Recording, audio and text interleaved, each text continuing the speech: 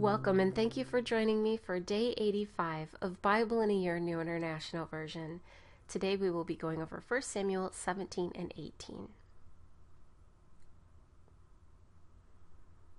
1 Samuel 17.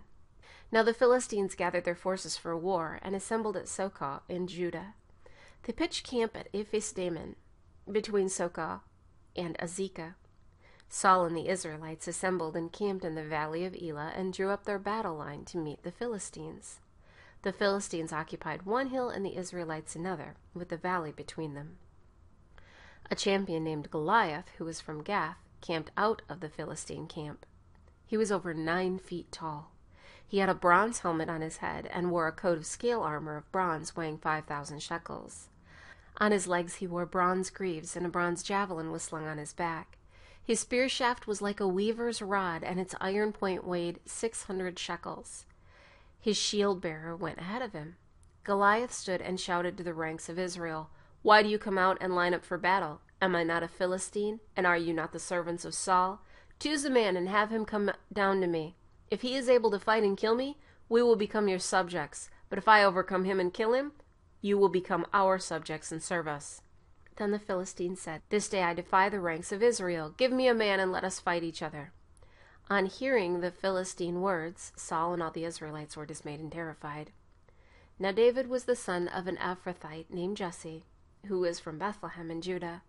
Jesse had 8 sons, and in Saul's time he was old and well advanced in years. Jesse's 3 oldest sons had followed Saul to the war. The firstborn was Eliab, the second Abinadab, and the third Shammah. David was the youngest. The 3 oldest followed Saul, but David went back and forth from Saul to tend his father's sheep at Bethlehem. For 40 days the Philistine came forward every morning and evening and took his stand. Now Jesse said to his son David, "Take this ephah of roasted grain and these 10 loaves of bread to your brothers and hurry to their camp. Take along these 10 cheeses to the commander of their unit. See how your brothers are, and bring back some assurance from them. They are with Saul and all the men of Israel in the valley of Elah, fighting against the Philistines." Early in the morning David left the flock with a shepherd, loaded up, and set out, as Jesse had directed. He reached the camp as the army was going out to its battle positions, shouting the war cry. Israel and the Philistines were drawing up their lines facing each other. David left his things with the keeper of suppliers, ran to the battle lines, and greeted his brothers. As he was talking with them, Goliath the Philistine champion from Gath stepped out from his lines and shouted his usual defiance, and David heard it. When the Israelites saw the man, they all ran from him in great fear. Now the Israelites had been saying, "Do you see how this man keeps coming out? He comes out to defy Israel. The king will give great wealth to the man who kills him. He will also give him his daughter in marriage and will exempt his father's family from taxes in Israel." David asked the men standing near him, "What will be done for the man who kills the Philistine and removes this disgrace from Israel? Who is this uncircumcised Philistine that he should defy the armies of the living God?" They repeated to him what they had been saying and told him, "This is what will be done for the man who kills him." When Eliab, David's oldest brother, heard him speaking with the men, he burned with anger at him and asked, "Why have you come down here? And with whom did you leave those few sheep in the desert? I know how conceited you are and how wicked your heart is. You came down only to watch the battle." "Now what have I done?" said David. "Can't I even speak?" He then turned away to someone else and brought up the same matter, and the men answered him as before. What David said was overheard and reported to Saul, and Saul sent for him. David said to Saul, "Let no one lose heart on account of this Philistine. Your servant will go and fight him." Saul replied, "You are not able to go out against this Philistine and fight him. You are only a boy, and he has been a fighting man from his youth." But David said to Saul, "Your servant has been keeping his father's sheep. When a lion or a bear came and carried off a sheep from the flock, I went after it, struck it, and rescued the sheep from its mouth. When it turned on me, I seized it by its hair, struck it, and killed it. Your servant has killed both the lion and the bear. This uncircumcised Philistine will be like one of them, because he has defied the armies of the living God. The Lord who delivered me from the paw of the lion and the paw of the bear will deliver me from the hand of this Philistine." Saul said to David, "Go, and the Lord be with you." Then Saul dressed David in his own tunic, put a coat of armor on him, and a bronze helmet on his head. David fastened on his sword over the tunic and tried walking around because he was not used to them. "I cannot go in these," he said to Saul, "because I am not used to them." So he took them off. Then he took his staff in his hand, chose 5 smooth stones from the stream, put them in the pouch of his shepherd's bag, and with his sling in his hand, approached the Philistine. Meanwhile the Philistine, with his shield-bearer in front of him, kept coming closer to David. He looked David over and saw that he was only a boy, ruddy and handsome, and he despised him. He said to David, "Am I a dog that you come at me with sticks?" And the Philistine cursed David by his gods. "Come here," he said, "and I'll give your flesh to the birds of the air and the beasts of the field." David said to the Philistine, "You come against me with sword and spear and javelin, but I come against you in the name of the Lord Almighty, the God of the armies of Israel you have defied. This day the Lord will hand you over to me, and I'll strike you down and cut off your head. Today I will give the carcasses of the Philistine army to the birds of the air and the beasts of the earth, and the whole world will know that there is a God in Israel. All those gathered here will know that it is not by sword or spear that the Lord saves, for the battle is the Lord's, and he will give all of you into our hands." As the Philistine moved closer to attack him, David ran quickly toward the battle line to meet him. Reaching into his bag and taking out a stone, he slung it and struck the Philistine on the forehead. The stone sank into his forehead, and he fell face down on the ground. So David triumphed over the Philistine with a sling and a stone.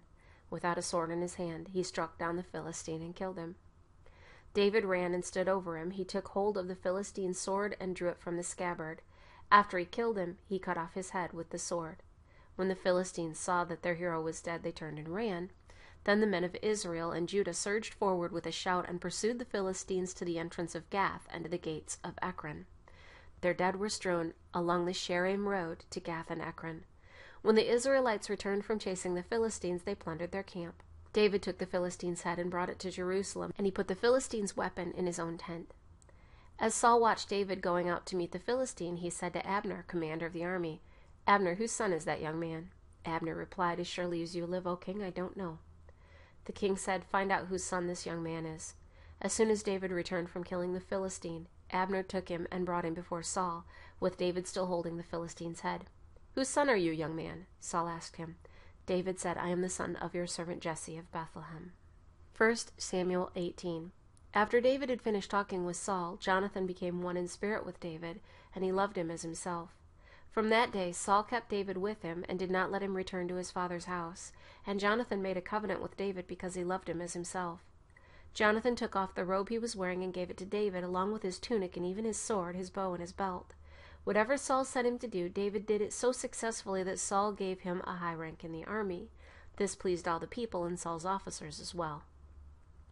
When the men were returning home after David had killed the Philistine, the women came out from all the towns of Israel to meet King Saul with singing and dancing, with joyful songs and with tambourines and lutes. As they danced, they sang, "Saul has slain his thousands, and David his tens of thousands."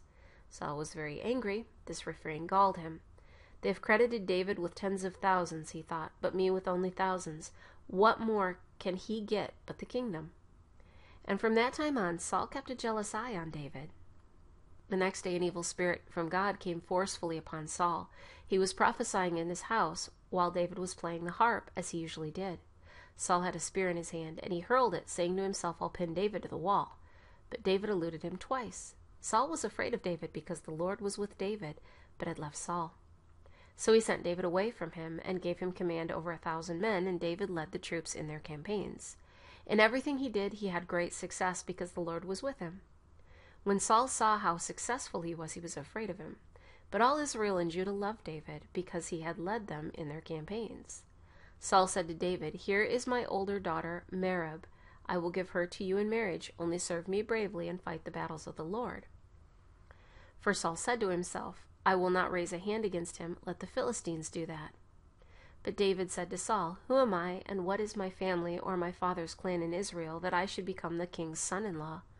So when the time came for Merab, Saul's daughter, to be given to David, she was given in marriage to Adriel of Meholah. Now Saul's daughter Michal was in love with David, and when they told Saul about it, he was pleased. "I will give her to him," he thought, "so that she may be a snare to him, and so that the hand of the Philistines may be against him." So Saul said to David, "Now you have a second opportunity to become my son-in-law." Then Saul ordered his servants, "Speak to David privately and say, 'Look, the king is pleased with you, and his attendants all like you. Now become his son-in-law.'" They repeated these words to David, but David said, "Do you think it is a small matter to become the king's son-in-law? I'm only a poor man and little known." When Saul's servants told him what David had said, Saul replied, "Say to David the king wants no other price for the bride than 100 Philistine foreskins to take revenge on his enemies." Saul's plan was to have David fall by the hands of the Philistines. When the attendants told David these things, he was pleased to become the king's son-in-law. So before the allotted time elapsed, David and his men went out and killed 200 Philistines. He brought their foreskins and presented the full number to the king so that he might become the king's son-in-law. Then Saul gave him his daughter Michal in marriage. When Saul realized that the Lord was with David and that his daughter Michal loved David, Saul became still more afraid of him, and he remained his enemy the rest of his days. The Philistine commanders continued to go out to battle, and as often as they did, David met with more success than the rest of Saul's officers, and his name became well known. Thank you for joining me for day 85 of Bible in a Year, New International Version. I look forward to seeing you tomorrow for day 86.